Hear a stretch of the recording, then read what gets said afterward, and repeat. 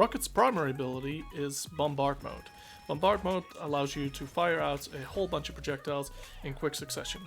And even though Rocket is a healer, the damage he does with his little minigun is insane. Especially if you get headshots. Rocket's alternate fire is Repair Mode. Repair Mode allows you to fire out a ball that slows down when coming near allies, and at the same time repairing or, well, healing those allies. Only one orb can heal at a time, so if you shoot out multiple projectiles, it won't heal more.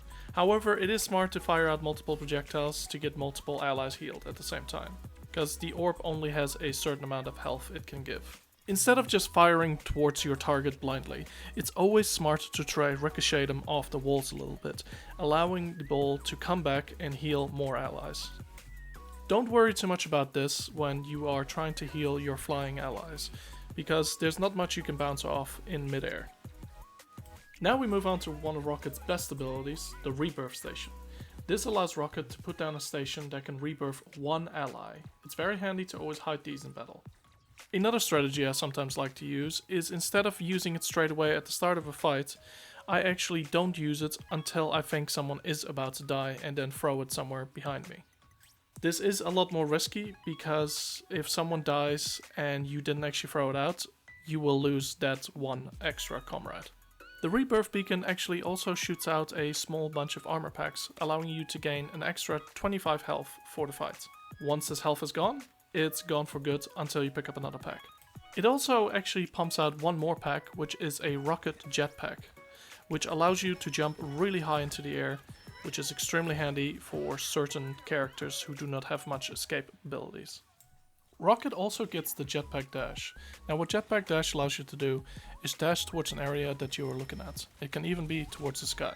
You get 2 charges with this. Now if you hold spacebar at the end of this, you can actually start descending very slowly, allowing you to get some really good positions for killing certain targets or healing certain allies. Rocket also gets Wild Crawl, which allows him to scale any surface that he likes.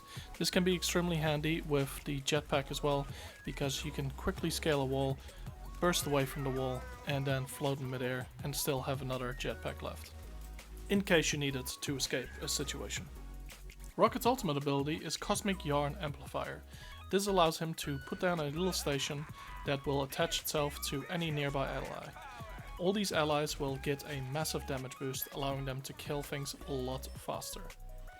Do be wary, however, because this station can be destroyed. It has a lot of health, but it still can be destroyed pretty easily. One of Rocket's first team-up abilities is with Groot. With Groot, you can ride on his shoulder and at the same time take less damage. While you're with Groot, it's really handy to keep healing him constantly and also put pressure on as many enemies as you can, allowing you and Groot to wipe the entire enemy team. A good Groot and Rocket combo can literally save you the game. Not only that, it also feels extremely cool when you actually pull this off correctly. Groot also gets a extra 150 health. Now we move on to one of the strongest team-ups in the game. The team-up with Rocket and the Punisher. What this team-up allows you to do, you throw down a device allowing the Punisher to have faster rate of fire and also giving the Punisher infinite ammo. There are 2 main points I usually give the Punisher this ability. One is when we are pushing the enemy team, or 2 when the enemy team is actually pushing us and we need to just quickly get some extra DPS out. Sometimes it's better just to pop it into the middle of the fight, meaning that the Punisher will just get an instant buff as soon as he gets into the fight. Rocket also gets an increase in his healing power by 5%. Let's move on to some gameplay now. Now Rocket Raccoon is one of the best characters in the game to counter people who try to dive you, for example like Spider-Man or anyone who can get into your backline quickly. For example right here, I didn't actually notice that Spider-Man swinging above me. However, as soon as I hear him, I dive out of the way, jumping over this wall. Then straight away afterwards, I jump over the wall again, avoiding him. Now instead of fighting the Spider-Man, I'm just avoiding having combat with him. Meaning that the Spider-Man is either forced to keep trying to fight me, or going for someone else. Now because the Spider-Man had to waste his resources on me at the start, that means that the Spider-Man wasn't really engaged into the fight properly at all. However, I was still healing my allies, meaning I was getting value while the Spider-Man was not. Not only that, the Spider-Man kept overextending for a little while, allowing one of our team to kill the Spider-Man. As soon as we get the Spider-Man pick, we push in and we start eliminating the rest of them quickly.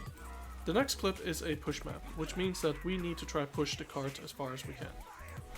At one point the Venom tries to jump me, but because of my mobility I can easily avoid him.